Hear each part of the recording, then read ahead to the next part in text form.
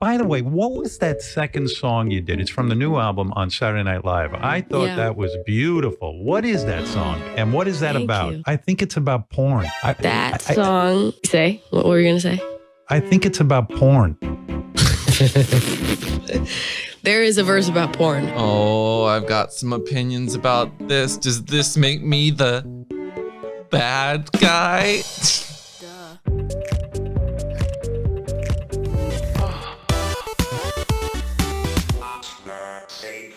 Hello, and welcome back to What's the Safe Word? My name's Amp, and today we're talking about porn. Internet is really, really great.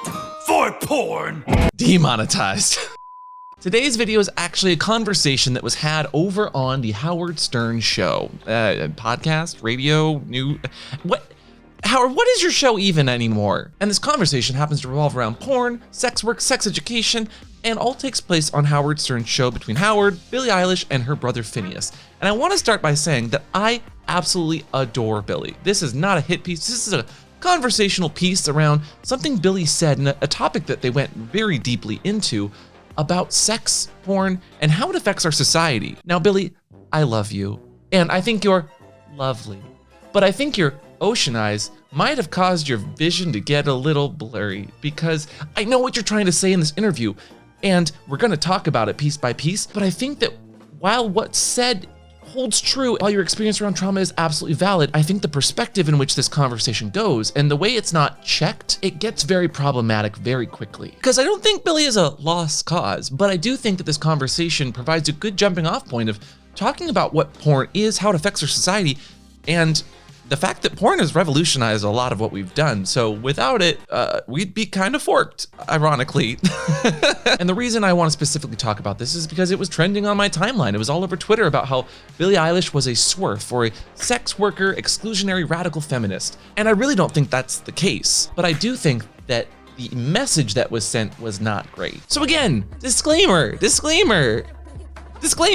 This is not a hit piece. This is not me saying I dislike Billie Eilish, but more so I dislike the stance it was made.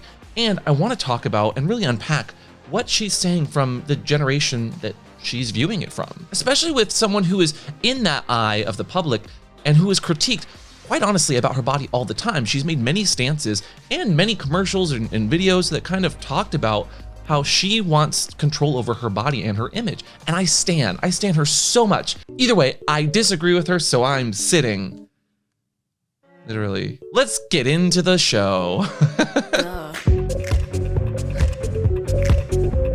So to first contextualize this conversation, I want to start with sex work is the oldest profession around. It is the oldest form of work, and it is work because it's right there in the title, y'all. It's right there. Because it's especially funny considering this conversation on sex and sex work took place on the Howard Stern show. And if you don't know who Howard Stern is, he literally built his conglomerate, his whole business off of boobs, tits, and sex workers for the first 40 years at least of his career. And sure, he's gotten rid of the butt bongo fiestas, but that doesn't excuse that, much like many social medias, you built your work off of sex work. So the fact that Howard goes into a specific part of this conversation with a very sex negative lens is very surprising. And Howard's not the only one that has profited or just been revolutionized by porn. While it's not always the inventor or creator of a product, it is, much like me in college, ready and willing to try new things and experiment. While you might not like porn, Billie, without it, we wouldn't have had many things, like for instance, the popularization of cameras, DSLR cameras, the VHS, which was overtaken from the Betamax because it was easier to put porn on, and even like credit card processing systems, which were put in place to help sell porn, and now we use for all of our major shopping online. Even streaming services like Netflix, you wouldn't be able to chill without having porn help to revolutionize that part of the industry as well. But with every fellatio also comes fallacy, and this feels like the appropriate part to kind of jump into the conversation about an hour into this interview, where Billie starts to talk about their experience with writing a song that was about porn. By the way, what was that second song you did? It's from the new album on Saturday Night Live. I thought that was beautiful. What is that song? And what is that about? You. I think it's about porn. There is a verse about porn. It's called Male Fantasy. Distract myself with pornography. Wait a sec. Distract myself with pornography? What? Well, it sounds like you've got a negative outlook on whatever you're trying to avoid, first and foremost, Billy. But let's keep listening. Right there in the song, that verse, it's a fantasy. Porn is this fantasy, and I think she knows that. But then we go into the effects that she thinks porn has on everyone, and it gets a little, in the interview itself, it just, it makes me start to, it hurt, because I know that trauma is real, and I know the trauma she has is real, but the guys and the perspective at which she's taking it is just so upsetting and disheartening. Just started talking about like something. I just like, I thought about this thing about like porn, and I was just talking about how weird porn is. And porn's weird. I completely agree. I wholeheartedly. And we were just joking about like how weird it is, and just the idea of writing a verse about porn. And that's funny. And how it doesn't fucking make it's as a woman, I think porn is a disgrace. And I used to watch a lot of porn, to be honest. I started watching porn when I was like 11. Wow. And okay, I'm going to stop it there for a second, because wow, indeed, like that's a very young age. But throughout this conversation, I'm going to stop and kind of interject and give you my opinion, or at least points and maybe even factual data as far as studies and what I've found, and maybe just have a conversation with you. But like right here, the wow of it all, the surprise, I'm sadly not surprised by that. I'm interested to know why Billy thinks it's a disgrace and disgusting, but according to the Guttemacher Institute, they fight and educate on reproductive rights. They're a very, very well-known institute that has actually done a study that says upwards of 80% of teens, that's everyone before the age of 14, whether intentionally or not, has consumed or seen porn in some sort of fashion. And in the lack of sex ed or sex education properly taught, they see that as a form of sex education. And that's a problem. Wow. Duh. Let's keep listening. I didn't understand why it was a bad thing. I thought that's how you learned how to have sex. I mean, my mom has this thing that she's told me that completely traumatized her, which is that I was complaining to my mom, because I'm very open with my parents and my family, and I was like, oh, my friend's mom doesn't let her watch porn. And my mom was like, what? Do you watch porn? And I was like, yeah. She was like, you do? And I was like, yeah. And she was appalled, and she was like, well, why? And I was like, how else am I supposed to learn to have sex? She was horrified by that. And I used to be like the person that would like talk about porn all the time. I'd be like, oh, it's so stupid that anybody would think that porn is bad or fucked up, or, you know, I think it's so cool and it's great and it's What kind of porn were you watching, Billy? And I get chills just because I'm like, this conversation is not what should be happening of all shows on the Howard Stern show with this perspective and with this tone, because I feel for Billy here. Sounds like they were very sex positive, you know? They were, oh, you know, we're teens and we're gonna be cool and we're learning about sex and we watch porn. Even in this instance, and Billy talks about it, there was trauma, there was disgust from her mother, and that kind of reaction from a parent or someone that you look up to when you're talking about something that you might be passionate about or super interested in, puts this very negative gaze. Hi, gay. People talk about how parents shame their child when they start to touch themselves or explore their bodies, and that leads to heightened trauma or self-image issues when they get older. But we do have studies that say that watching porn helps to feel less repressed, helps to get stress out, be more open-minded or tolerant of other sexes or sexualities, and sometimes watching porn can help you realize that what your body's doing is okay. I'll even use a real world example. The first time I jerked off unknowingly by humping into a couch, I thought I had broken something. I thought my body did something wrong. Hi, gay. So it does provide a form of sex education, but it should not be without knowing the difference between porn fantasy and porn reality, which makes me remember the first time I even was taught sex education. Mine was very, don't have sex, because you will get pregnant and die. They split up the guys and the girls, and my teacher said that we were, right off the bat, we were not gonna talk about masturbation. We were not gonna talk about any preventatives or contraception. So like condoms were out the door. Condoms. And we absolutely weren't gonna talk about porn. And that was the first instance that I was sex shamed. And it wasn't even for the terrible braces either. Cause like we were all awkward at that point, right? We were all awkward and we all looked a little funny, right? But like, it was cute. We were young. In all seriousness though, I can remember that experience and multiple classes and the scare tactics that were used by our coach that didn't really want to be there and didn't know much about sex besides what they had to read out of that textbook. So I feel for Billie and people like Billie that went through that shame at such an early age, because now they build on top of that with other experiences, which I'm sure we're going to learn about through the podcast. What kind of porn were you watching, Billie? I need to just stop for a second. We just talked about how this was a trauma that Billie had, and then he goes right into the jugular and asks about the porn. Who just comes out of nowhere and asks what porn you were looking up? So what kind of porn are you looking at over there, huh? What kind of porn were you watching, Billie? Howard. No, I was not. She's there with her brother. That is so inappropriate. Abusive porn, to be honest. And I have to tell you, yeah.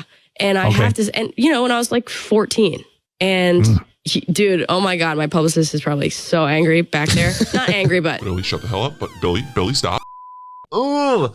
Okay, so I'm not saying that the porn Billie to see was like abusive, but the immediate correlation of BDSM and abuse is just so disheartening as well. Let's say we had porn literacy, which is an actual thing that does exist within some curriculums in high school. It is this idea that we talk about porn as an actual fantasy thing. We talk about things like, hey, porn is this kind of weird profession, but it's been around for forever. And you know what? Women, it's one of the only professions where women are always paid the best, generally. It's also something that involves BDSM sometimes. And it's not abuse because there is so much conversation about consent happening. For instance, using my own experiences again, I've worked with Kink.com many a times. There's an entire sheet that you fill out as far as what you're into, not into. You have a huge long conversation before the videos even start rolling. Then you have breaks in between where you get check-ins. And then you have this huge long after unpacking, where aftercare hopefully happens. Consent is there, not only enthusiastically, but through every step of the scene. And of course, a 14-year-old's gonna watch that and they're not gonna know that it's consensual, or they're gonna think that that's real sex. And then that might actually lead to bad practices when you get into your relationships. I was an advocate, and I, you know, thought I was one of the guys and would talk about it and think it was really cool for not having a problem with it and not seeing why it was bad. And I think it really destroyed my brain. And I feel incredibly devastated that I was exposed to so much porn. I think that I had like sleep paralysis and these like almost like night terror / just nightmares because of it. I think that's how they started, because I would just watch abusive, you know, BDSM, and that's what I thought was attractive. And I just didn't, it got to a point where like I couldn't watch anything else, like unless it was violent. I like didn't think it was attractive, and was a virgin. I had never done anything, and so it led to problems. Oh God, and let's unpack that though. Let's talk about that. Does it destroy the brain? Now, this is a contested point. There's lots of people in the religious part and the conservative part that have all their studies that talk about how it does ruin relationships and blah, blah, blah, blah. And then you have maybe the more left-leaning, more open people that talk about, you know, the positives of it. It is all correlational. These studies are all correlational, and however you glean information from it depends on, honestly, what you're trying to talk about half the time. To talk about this, we have to say, what is porn? Porn is defined as the depiction of sexual interactions intended to cause arousal in some form. To that, I would ask, could Instagram be porn? Could romantic movies be porn? Could erotica be porn? Is TikTok porn? We'll actually come back to that point later. But to put it in a better perspective, and I wish I came up with this metaphor, but I didn't, I'm actually gonna turn to Dr. Lindsay Doe, a clinical sexologist, on how we look at porn and if it's a good or bad thing, depending. There's actually quite a bit of research on the effects of porn, but none of it settles whether or not porn is helpful or harmful. I did find a sort of common ground in this odd review of literature. The effects are not a result of the porn, they're a result of the people. In the words of sociologist, sexologist Ira Reese, our reactions to sexually arousing films or books provide insight into our personal sexual attitudes. What we are really reacting to is not the objective material, but rather a projection of our own innermost feelings concerning the type of sexuality presented. Take, for example, this glass of water. I'm going to put yellow food coloring in it because this episode's about porn. The question is often, does porn cause aggressive sexual tendencies? Dr. Reese is suggesting that's like asking if water causes things to float. If we just put a cork in there, then the answer will be yes. But what about a lollipop? A key or battery? Because, like tendencies of sexual aggression, it's not an effect of porn, it's an effect of personal sexual attitudes. You want to know the effects of porn? Depends on who is going in the water. So who? 50 to 99% of men consume sexually explicit material. 67% of them think it's acceptable behavior. 30 to 86% of women consume it. 49% of them think it's acceptable. 90% came in contact with it by age 16, 50% by age 11.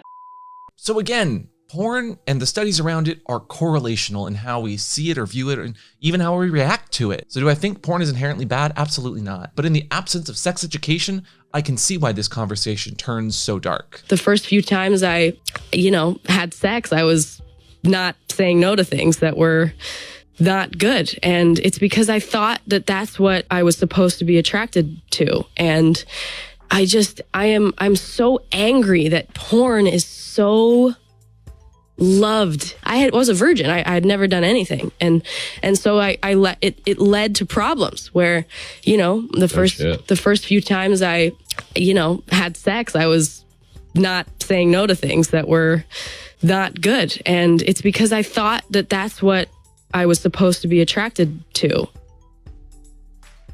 I understand the anger from a lot of the people in the sex worker community at the takes and what's being said in this interview, but I need everyone to just kind of step back for a second and realize that this is a traumatized person, a victim of the complacency of our educational system in America, trying to voice that we have a problem here. And I know that it's angled at the porn and the pornographers and the people who create and produce and whatnot, but where are the parents? Where's the accountability there? Where are the people upset with the government and officials who put these legislations together that allow us to get so complacent about sex education? I'm just upset. Imagine if Billie had any sort of sex education that talked about porn and talked about and just demystified it.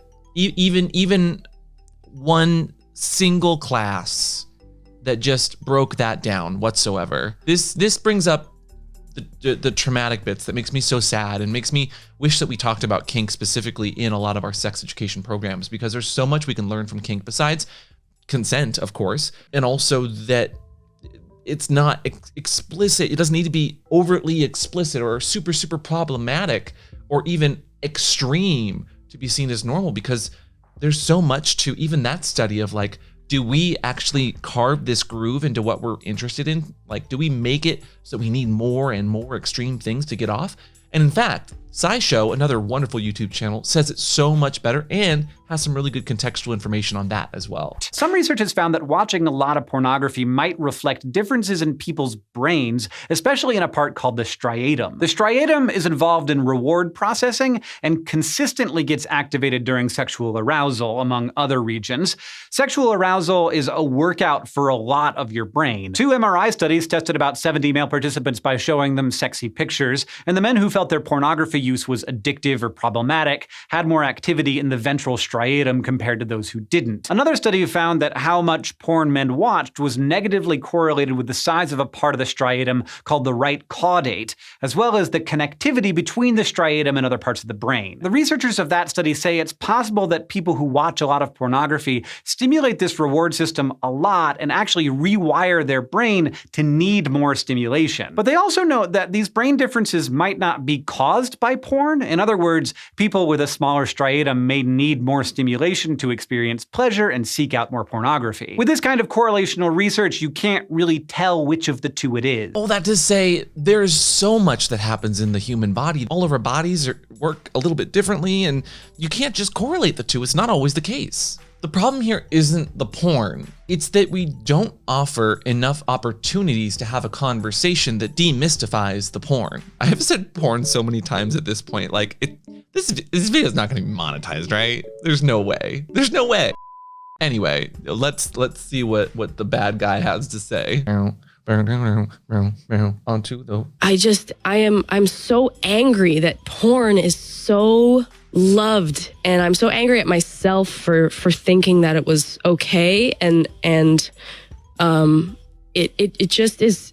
The way that like vaginas look in porn is fucking crazy. There's so much heartache, there's so much frustration, there's so much trauma and stigma, and like stigma is this insidious thing that others us so easily because we think that, you know, what those other people are into or doing is bad because I don't like it, or it's not my thing, or maybe I've been shamed out of it.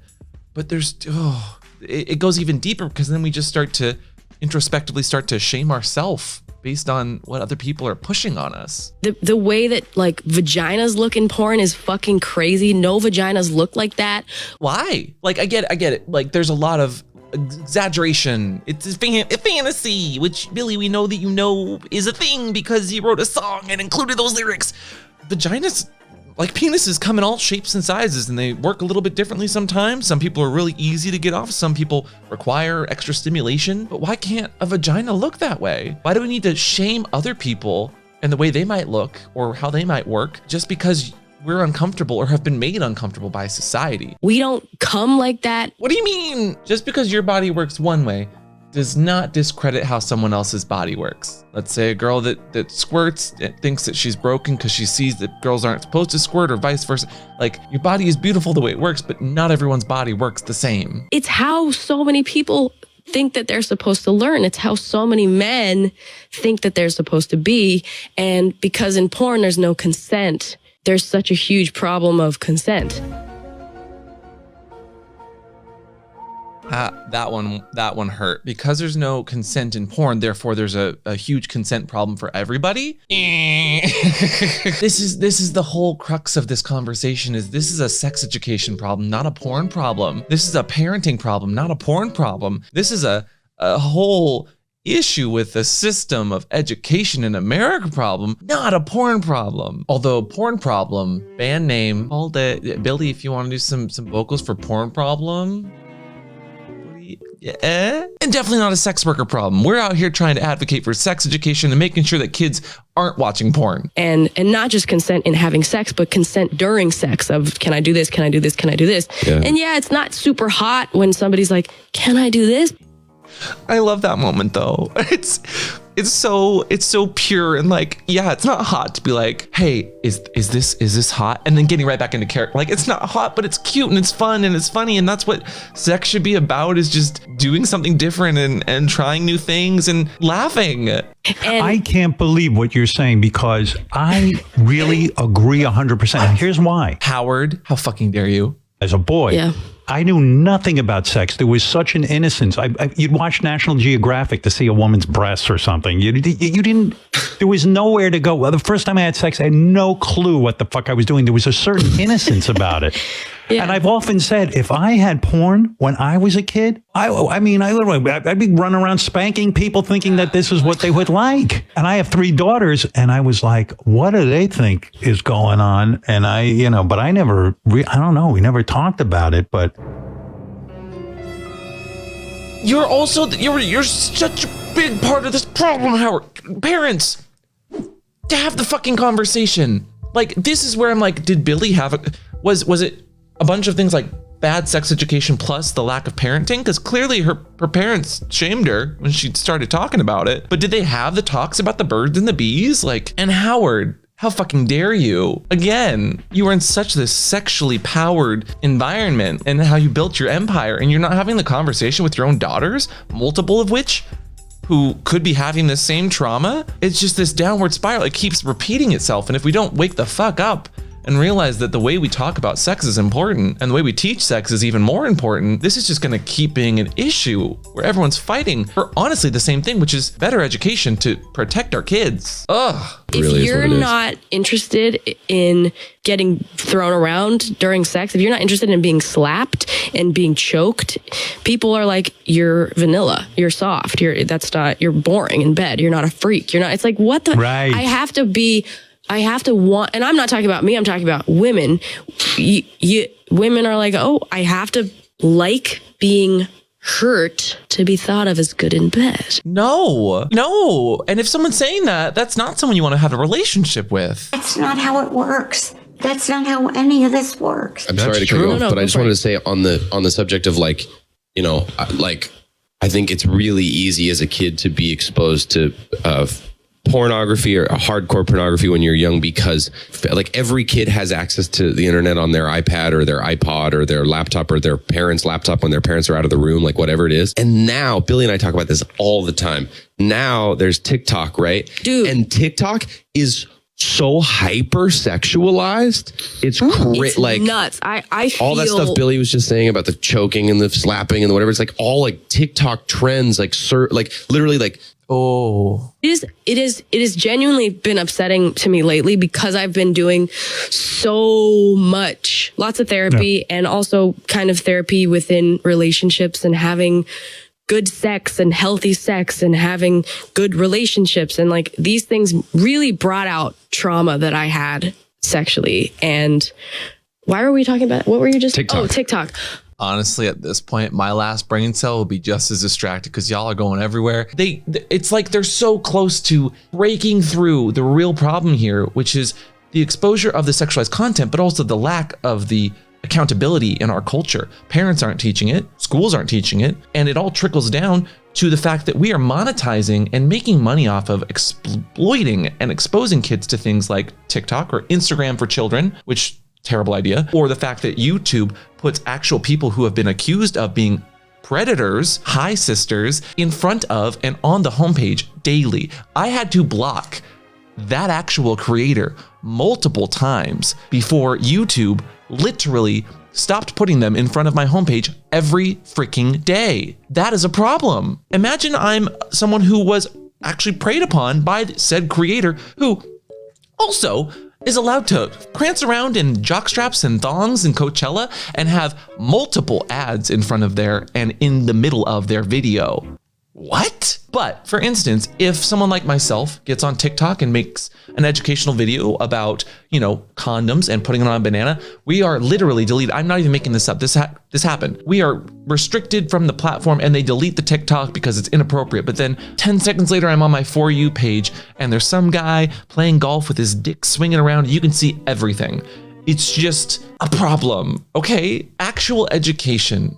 Our videos on YouTube weekly are restricted or held back, or we just have to go through 10 other hoops and loops, just to get our content out there. And we are not trying to be pervasive. We're not trying to expose anyone to anything that's inappropriate. We're having conversations that we don't get to have in classes or schools because that's seen as perverse or too sexual, when we're just covering educational resources from professionals who say what kids and teens need to know in some cases. Because I've been so hyper aware of this lately, TikTok is so funny. I love TikTok. It brings me joy. It's funny, but I am really upset by the hypersexualization of super young. I'm like, guys, this is literally porn. It's just like you're pretending. It's you made a crazy. really There's good point. Kids everywhere, all over the app. That would traumatize me if I saw that when I was a kid. Traumatize me.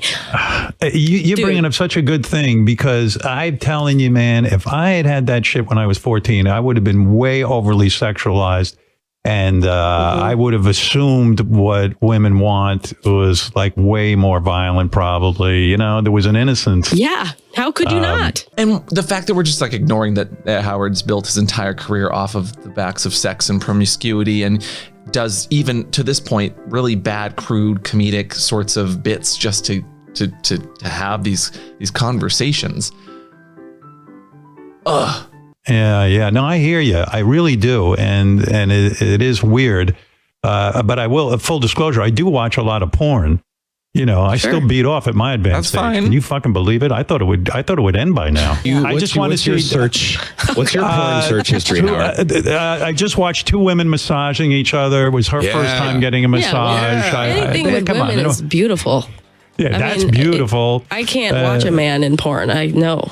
Meanwhile, how weird is it? The trend is stepsister and brother getting it on. That also gives me nightmares. Like literally.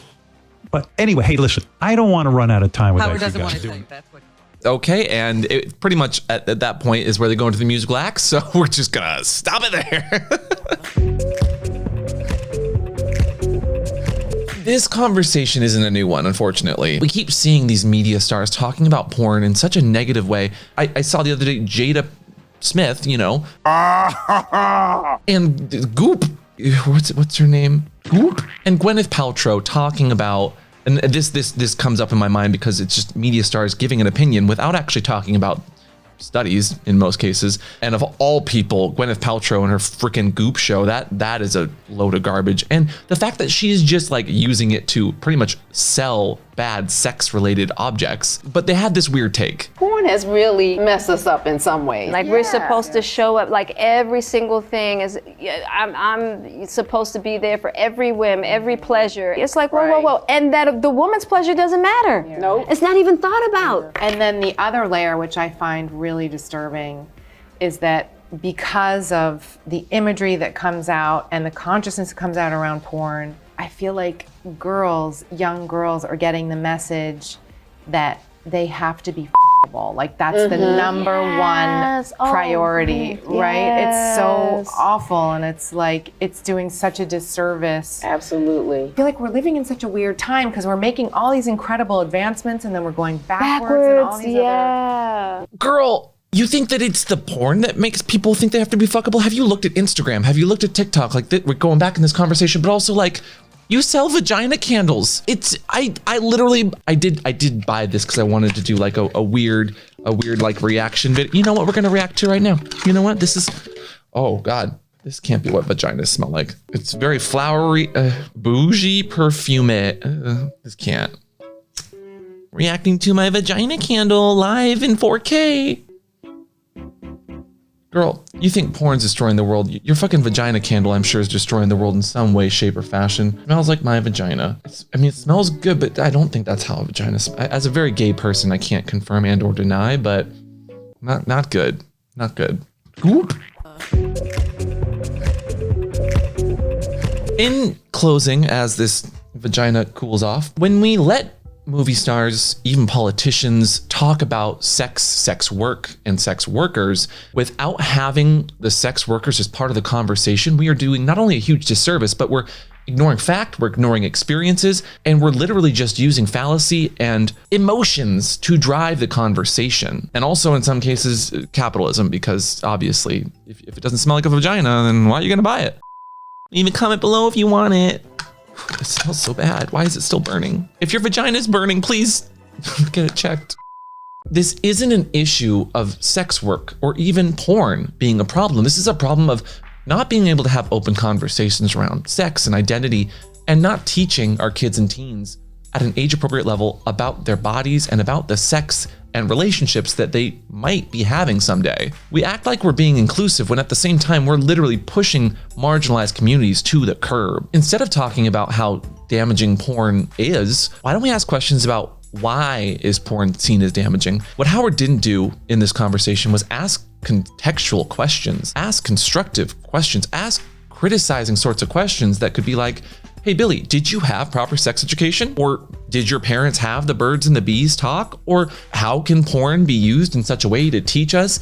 Or maybe even like, how could we better equip kids and teens to have a better outlook of their body, their image, relationships, or just loving yourself? Why is the conversation attacking porn? Because it's an easy target. Everyone's already on top of porn, pun intended, and pretty much railing them in non-consensual ways. Pun also intended in a very negative sort of way, though.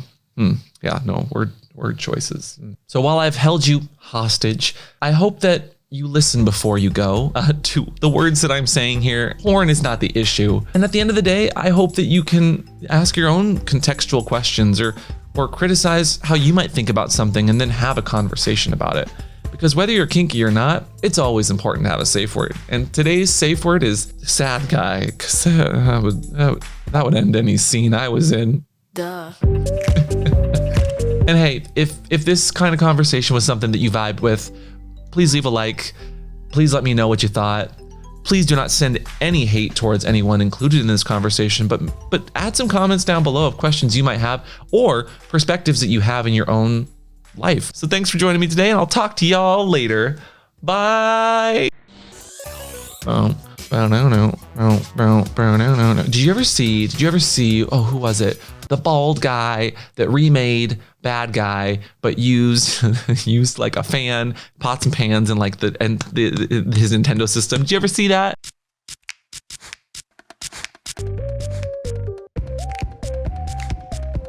I love the internet sometimes, but I didn't like it for this conversation. Shame on you, Howard Stern.